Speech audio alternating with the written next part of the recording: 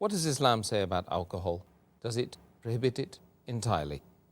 Allah says in the Quran, in Surah Maida, chapter number 5, verse number 90, Ya ayyuhallazina amanu, O you believe, innamal khamru wal maisuru, most certainly intoxicants and gambling, wal answabu wal azlamu, dedication of stones, divination of arrows, rishthum min amali shaitan, these are Satan's handiwork. Fashtanibu lalakum tuflihun, abstain from this handiwork that you may prosper. So Allah says, this is rishthum min amali shaitan, it's a Satan handiwork. Abstain from it that you may prosper. And Imam Adhabi, in his list of Al-Qabair, the 70 major sins, he puts having alcohol, intoxicants, khamar, having wine, number 19 in the list. And having intoxicants is even prohibited in Christianity. If you read the Bible, it's mentioned in the book of Proverbs, chapter number 20, verse number 1. It says that wine is a mocker. It is strong raging drink. And anyone who is deceived, he is not wise. It's mentioned in the book of Ephesians, chapter number 5, verse number 18, be not drunk with wine. But unfortunately, we find that none of the Christians and the Jews, they follow the advice given in the Bible, unfortunately.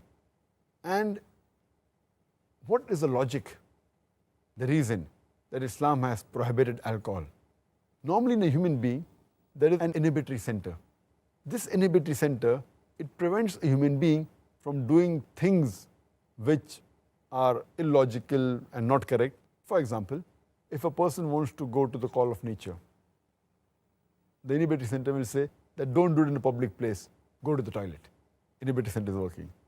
An inhibitory center, when a person speaks to the parents, tells that don't be disrespectful to parents, don't use foul language. So this is the work of inhibitory center. When a person is intoxicated, when a person has intoxication, has wine, has alcohol, the inhibitory center is inhibited. And he doesn't know what he's speaking, therefore you find many of them, they start cursing, they start doing verbal abuse, you find them saying obscene things, you may find them that they urinate in their own clothes. So this is because the inhibitory center is inhibited. And if we analyze that alcohol is responsible for many crimes that take place. According to the US Department of Justice, 1996, every day in the year 1996, 2,713 cases of rape took place. That means every 32 seconds, one rape is taking place in America in 1996. And the report says that majority of the people who committed rape, they were intoxicated. Furthermore, according to American statistics, it says that 8% of the Americans, they indulge in incest, having intercourse with the close relative.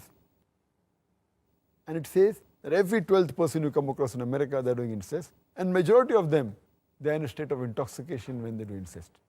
So we realize that alcoholism, besides being bad for the health, it's a cause for many diseases and health-wise, and even it's a cause for AIDS, which has recently cropped up. And there are many people who say that I am a social drinker and I have only one peg, I don't get intoxicated. When you interview the alcoholics, all of them, when we ask them, they will say that initially they were social drinkers. No alcoholic starts to drink because he wants to become alcoholic. All of them are social drinkers, and later on they become alcoholics. And if you meet any social drinker who has been drinking for a couple of years, you ask him that how many times he's been intoxicated. And there will be several times that he's been intoxicated with all the power that he has. And once a person is intoxicated, and if he commits a sin like rape, like incest, it's an unforgivable sin and irreversible damage done. And we realize that that's the reason our beloved Prophet Muhammad mentioned in Ibn Majah, volume number 3, Book of Intoxications, chapter number 30, hadith number 3371.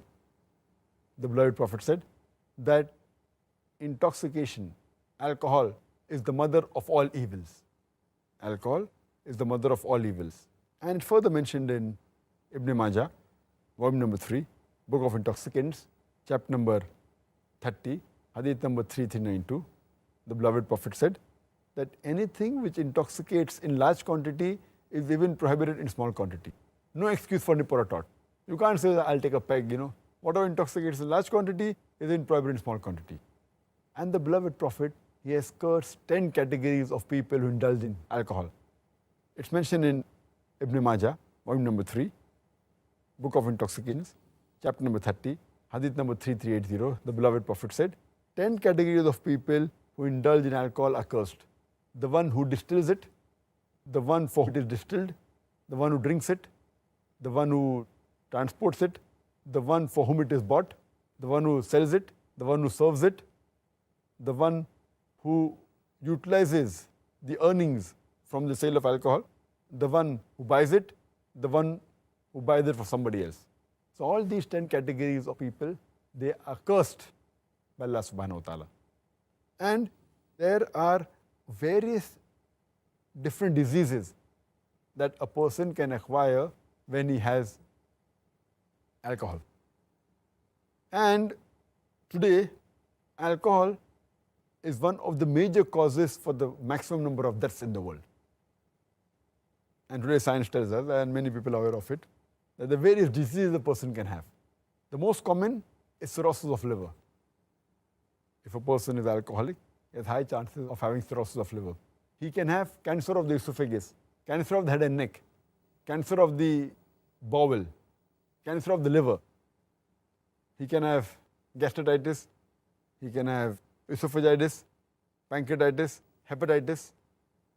A person who has alcohol, there are chances that he will have cardiomyopathy, he will have angina, heart attack, atherosclerosis.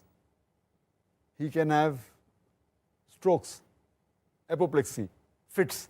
A person who has alcohol regularly, there are high chances that the person, he can have cortical neuropathy, cerebral neuropathy, he can have peripheral neuroma. There are various diseases that a person can have due to the consumption of alcohol. Diseases such as Wernicke-Korsakoff syndrome, that involves amnesia of the recent memory and retention of the old memory, is due to thiamine deficiency. A person who has alcohol, he can have delirium tremens, which is associated with alcohol.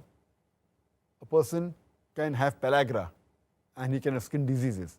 A person who takes alcohol regularly, there are high chances that he can have endocrine disorders like mixed edema, like hypothyroidism.